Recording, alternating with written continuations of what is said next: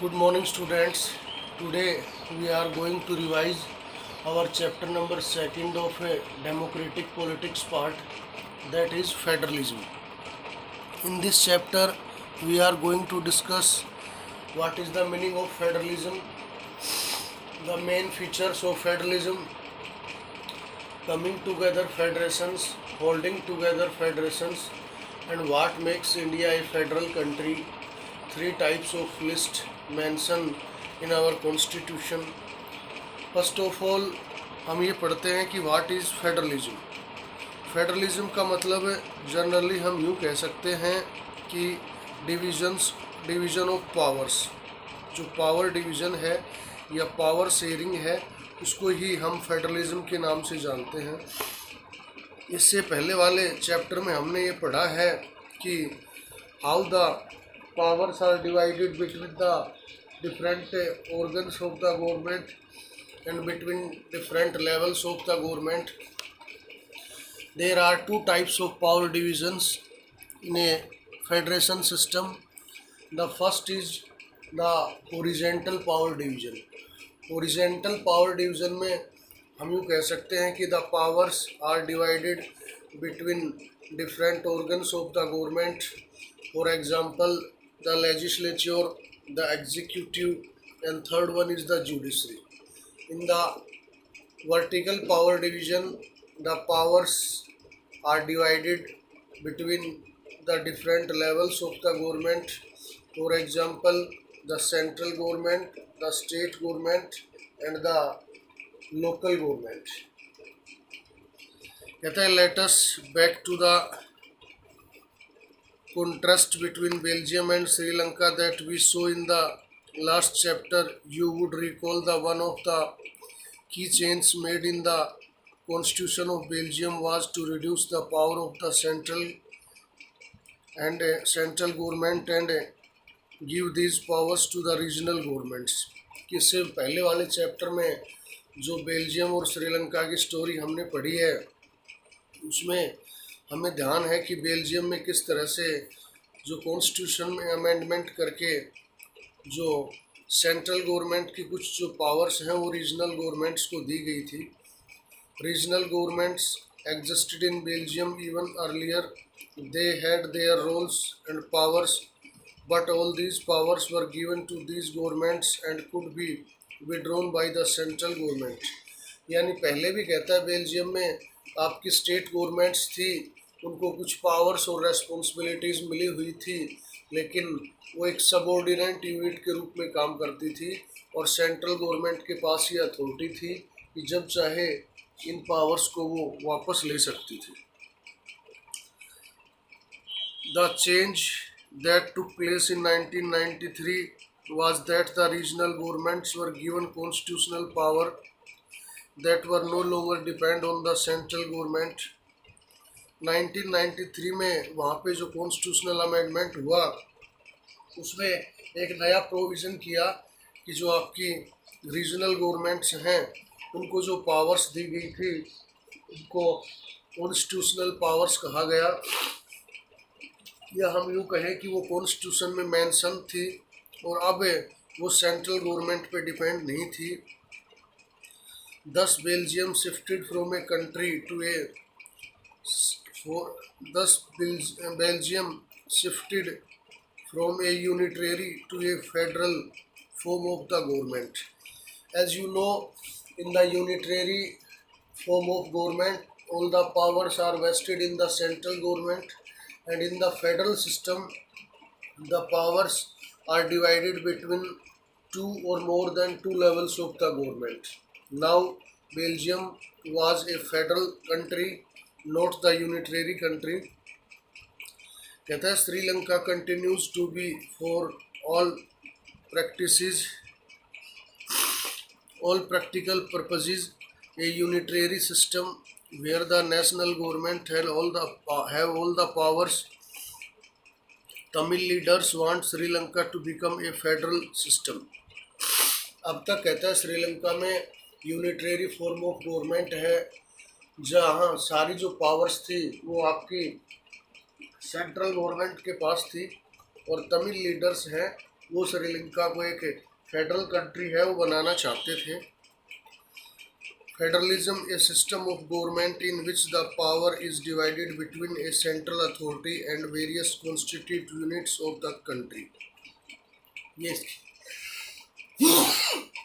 इसकी डेफिनेशन है कि फेडरलिज्म एक ऐसा सिस्टम है, federalism is system of government in which the powers are shared और the powers are divided between the central government and its constitute units. इसके या हम यूँ कह सकते हैं कि between the central and the state government usually a federation has two levels of government. One is the government for the entire country that is usually responsible for a few subjects of common national interest। इस तरह से हम यूँ कह सकते हैं कि federation है उसमें टू लेवल्स ऑफ गवर्नमेंट होते हैं, और फर्स्ट जो गवर्नमेंट है आपकी उसको सेंट्रल गवर्नमेंट कहा जाता है।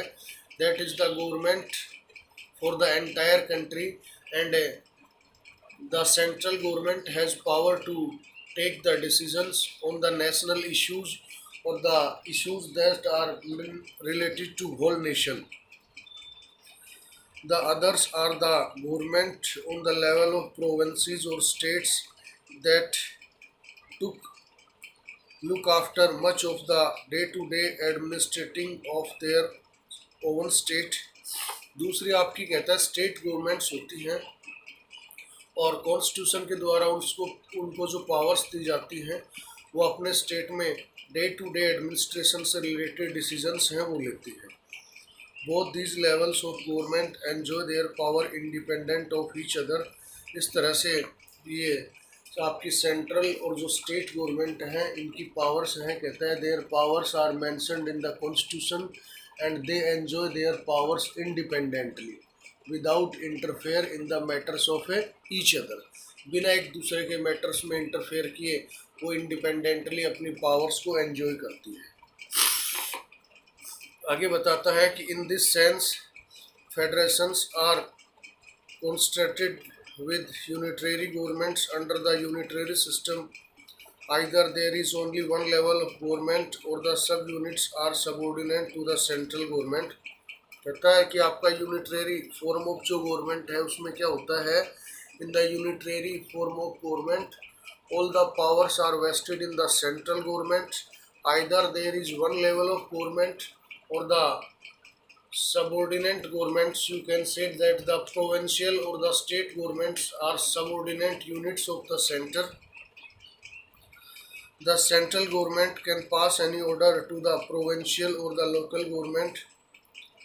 यूनिटरी फॉर्म ऑफ गवर्नमेंट में ये कहता है कि the central government has power to pass any order to the state और द प्रोविंशियल और you can say that the third level local governments. But in a federal system the central government can not order the state government to do something. लेकिन कहता है federal system में there is in the federal system the central and state governments enjoy their powers independently। The center cannot interfere in the matter of the state, and these types of powers are mentioned in the constitution। And you can say that all the levels of government enjoy their powers independently। After that ये कहता है कि state government has powers to its own for which it is not answerable to the central government. कि state government की अपनी खुद की powers होती हैं और वो इनके लिए सेंट्रल गवर्नमेंट के प्रति आंसरेबल नहीं होती। Both these levels are separately answerable to the people. कहता है कि central and state government are answerable to the people, not answerable to each other. The next point is the key features of the federalism। what are the key features of federalism or what are the main features of federalism। तो इसमें सबसे पहले आता है कि there are two or more levels of government। कि इसमें two or more levels of government होते हैं। if we talk about our country India, that in India there are three levels of government। The first is the central government, that is known as Government of India, Bharat Sarkar. The second one is the state government, or you can say that the Rajya Sarkars. The state governments are in India. There are different state governments in the separate states, like the Rajasthan government, the Haryana government, the Punjab government. Next one is the local government. In rural areas, it is known as Panchayati Raj system, and in the urban areas, it is known as municipalities or the in form of municipal corporations.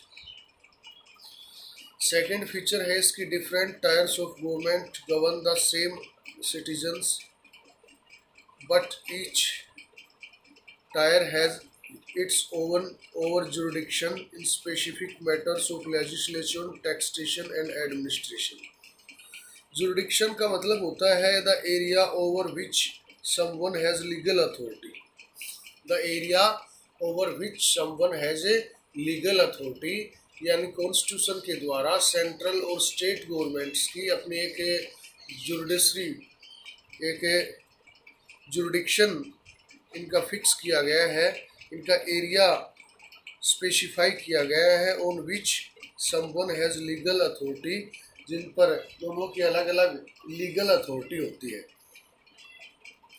इसमें फिर आगे कहता है कि both the government are independent to make the laws on the matters of legislation, taxation and administration, यानी इन सारे matters में इनकी जो पावर्स हैं वो सेपरेट होती है। द थर्ड आपका आता है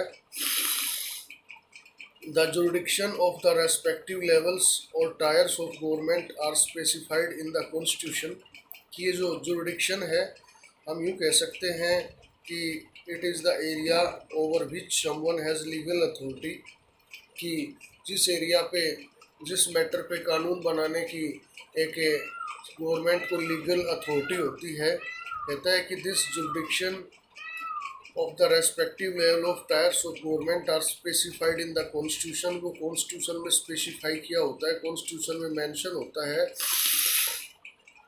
So the existence and authority of each tier of government is constitutionally guaranteed, ताकि कहता है कि existence of authority of each tyre of government, government का जो ईच टायर है उसकी अथॉरिटी या उसका जो एग्जिस्टेंस है वो अपने आप में कॉन्स्टिट्यूशनली गारंटीड होता है, यानी संविधान के द्वारा उसकी गारंटी दी जाती है। इसके बाद में फिर आगे कहता है कि the fundamental provisions of the constitution can not be unilaterally changed by one level of the government, such change require the consent of both the levels of the government. Fundamental provisions of the constitution है, वो कहता है any single government can not change the fundamental provisions of the constitution. If the central government want to change the fundamental provisions of the constitution, then it has required the consent of the state government also. इसको state government से भी सहमति लेनी पड़ती है। Central और state दोनों ही agree हो तो कॉन्स्टिट्यूशन के फंडामेंटल प्रोविजंस को चेंज किया जा सकता है। जैसे अपने इंडिया में एक इस तरह का सिस्टम है कि more than half of the state legislative assemblies through such type of matter, then central can change the fundamental provisions of the constitution. The next one is court has the power to interpret the constitution and the powers of the different levels of government. Court है वो कहता है constitution की और different levels of government की powers को explain करता है और इस मामले में इंटरप्ट भी कर सकता है। इसके बाद फिर आगे कहता है कि the highest court act as an umpire if the disputes take between different levels of government. Highest जो कोर्ट होता है वो एक एम्पायर का काम करता है। यदि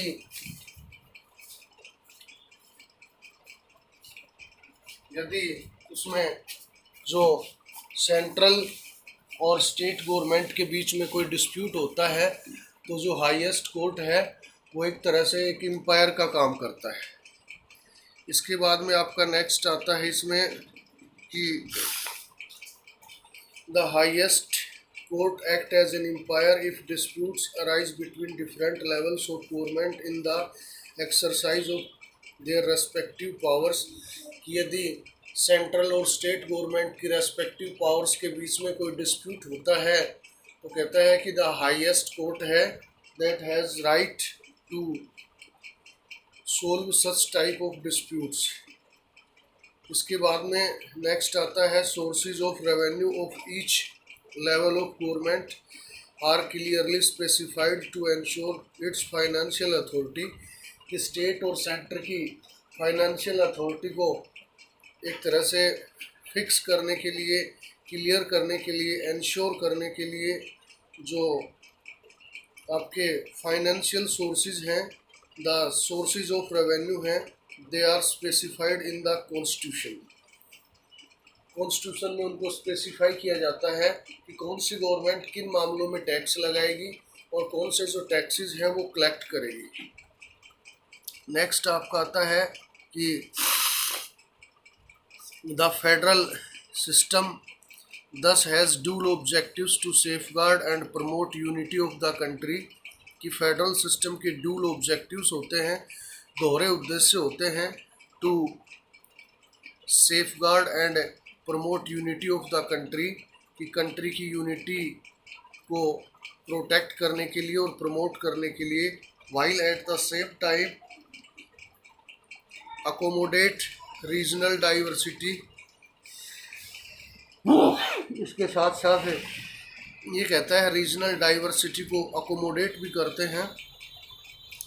therefore two aspects are crucial for the institutions and practice of federalism. Government at different levels should agree to some rules of the power sharing. They should also trust that each would abide by its parts of the agreement. An ideal federal system has both aspects, mutual trust and agreement to live together। जो कहता है आपके federal system होता है उसमें state और central government हैं, they have mutual trust on each other and both work for to specify or both works to promote the unity of the country। कहता है कि the exact balance of power between the central and the state government varies from one federation to another। कि जो balance of power है, exact balance of power, वो एक state से दूसरे स्टेट्स में कहता है वन फेडरेशन से अनदर फेडरेशन में डिफरेंट होता है। This balance depend mainly on the historical context in which the federation was formed. और ये बैलेंस है, ये आपका हिस्टोरिकल कंटेक्स्ट पे डिपेंड करता है, in which type of situations the federation was formed. There are two kinds of routes through which federation have been formed. इस तरह से दो रूट्स हैं, there are two routes two ways through which the federation can be formed. दो रास्ते हैं, दो तरीके हैं जिनसे कि जो फेडरेशंस हैं वो बनाए जा सकते हैं। इसमें the first route involve independent state coming together on their own to form a bigger unit. पहला है कि इंडिपेंडेंट जो स्टेट हैं वो कमिंग टुगेदर मतलब एक साथ आ जाएं, ऑन देयर ओवन अपनी मर्जी से, to form a bigger unit so that by pooling sovereignty and retaining identity they can increase their security. ताकि वो कहता है कि सोवर्जिनिटी को एंजॉय करने के साथ साथ अपनी जो आइडेंटिटी और सिक्योरिटी है उसको इंश्योर कर सकें। This type of system is coming together federation. इसको कमिंग टुगेदर फेडरेशन के नाम से जाना जाता है। कमिंग टुगेदर फेडरेशन में क्या होता है कि when the different states come together, when the different states come together to form a bigger unit to ensure their security and to ensure their security।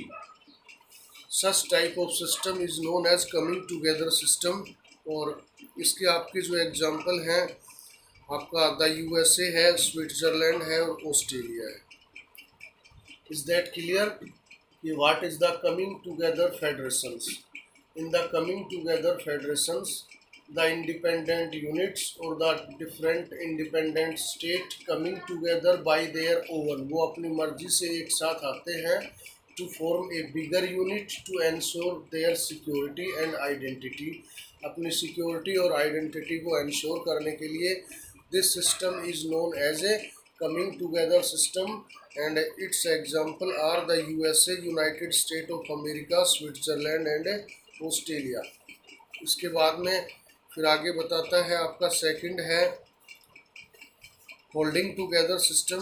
पहले कमिंग टुगेदर में और matter बचता है कि in the first category of federations all the constitute states usually have equal power and are strong the federal government. इसमें कहता है कि जो आपके कमिंग टुगेदर सिस्टम है इसमें all the independent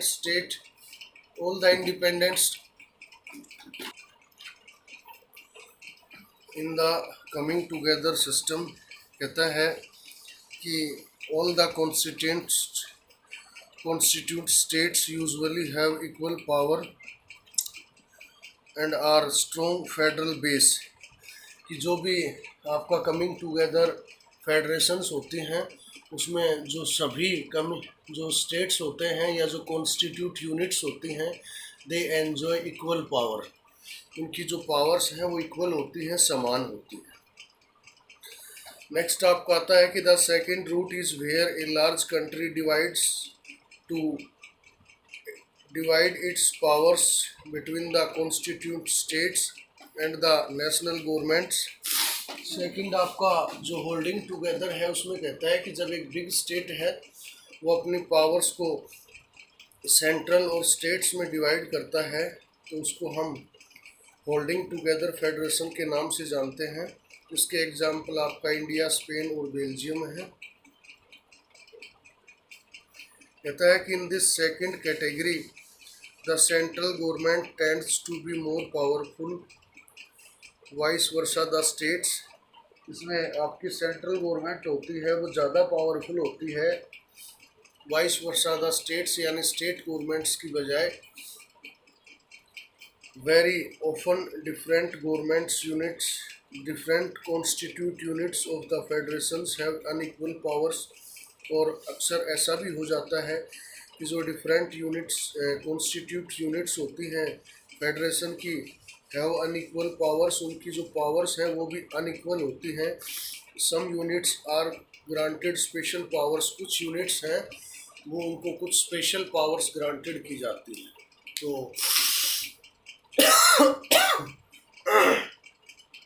holding together system में क्या होता है कि when A large country divide its powers between the central and the constitute units, in this type of system the central government is more powerful than the states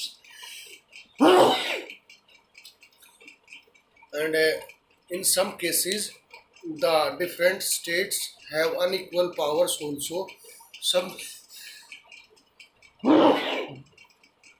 Some states have given some special status or some special powers. For example अगर India की हम बात करें तो जो north east के states हैं उनको कुछ स्पेशल इकोनॉमिक प्रोविजंस कॉन्स्टिट्यूशन के द्वारा दिए गए हैं आर्टिकल 371 में। इधर पहले आज से लगभग 1-1.25 साल पहले आपका जो जम्मू एंड कश्मीर है उसको भी आर्टिकल 370 के तहत कुछ स्पेशल प्रोविजंस दिए गए थे, लेकिन लास्ट ईयर 5 अगस्त 2009 को the central government abolished the article 370 that has given the specific status or some special powers to the state of Jammu and Kashmir।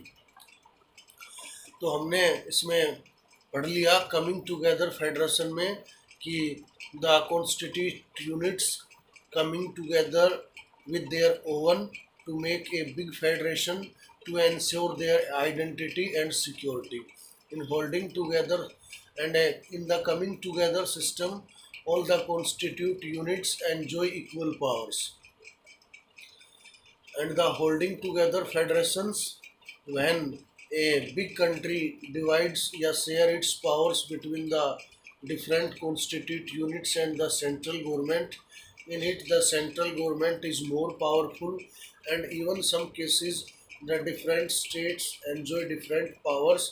Some states have given some special powers. इसका example मैंने आपको बताया कि in the north eastern states of India according to article 371 have given some special economic powers for their infrastructural development. And before 5th August 19 before 5th August 2019, the Jammu and Kashmir has also given, sorry गलत बता गया मैं, before 5th August 2019, Jammu and the state of Jammu and Kashmir of India was also given some special powers according to Article 370. Now, from 5th August 2019, the central government has abolished the Article 370 from the Indian Constitution, and now Jammu and Kashmir is not a state. It has been divided into two union territories. They will be under the central government. The first is Ladakh and second is Jammu. After that, what makes India a federal country? There have been some special provisions in the Indian Constitution that makes India a federal country, and the main is the three types of list, or you can say the in the three types of list, the powers of the state central government have been mentioned, and central and state government cannot interfere in the matters of each other. कहता है we have earlier seen how small countries like Belgium and Sri Lanka face so many problems of managing diversity. First lesson में हमने पढ़ा है कि किस तरह से छोटे छोटे कंट्रीज जैसे बेल्जियम और श्रीलंका है, उनको जो डाइवर्सिटी है उसको मैनेज करने में काफ़ी प्रॉब्लम्स को फेस करना पड़ा. What about a vast country like India with so many languages, religions and regions? कहता है कि इंडिया के बारे में क्या, जिसमें एक वास्ट कंट्री है, विशाल देश है, बड़ा देश है, और जिसमें many languages are spoken by the people, many religions are practised the people and there are different regions. कहता है what are the power sharing arrangements in our country, कि हमारे कंट्री में पावर शेयरिंग अरेंजमेंट्स हैं वो क्या है. इसमें कहता है let us begin with the constitution. हम इंडिया के कॉन्स्टिट्यूशन से ही इसकी शुरुआत करते हैं. India had emerged as an independent nation after a painful and bloody partition. कि इंडिया है वो एक इंडिपेंडेंट नेशन के रूप में सामने आया after a painful and bloody partition, एक दर्दनाक और एक खून भरे विभाजन के बाद में.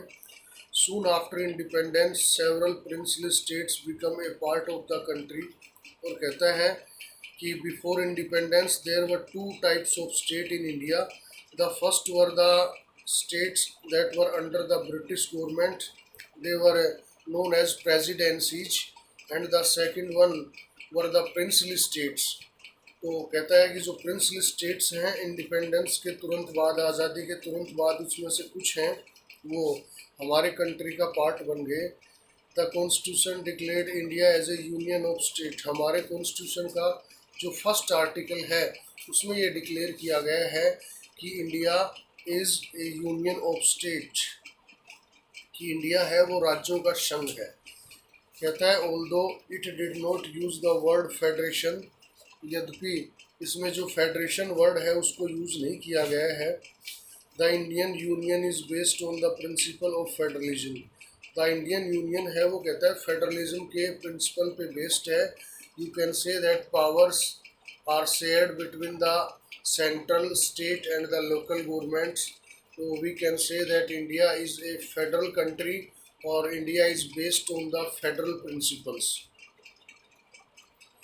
Let us go back to the seven features of federalism mentioned above.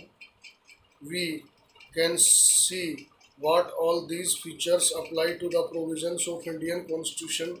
The Constitution originally provided for a two-tier system of government, the union government or what we call the central government representing the Union of India and the state government. Later a third tier of federalism was added in forms of panchayats and the municipalities. As in any federation, these different tiers enjoy separate jurisdiction.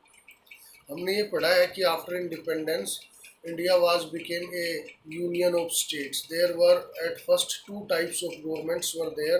First is the central government, that is the government of India, and after that the state governments. But after independence from 1993, a new system was also developed, that was system of the regional governments, and these governments are known as panchayati raj at the rural level, and municipalities or the municipal corporations at the urban level. As in any federation, these different tiers enjoy separate jurisdiction.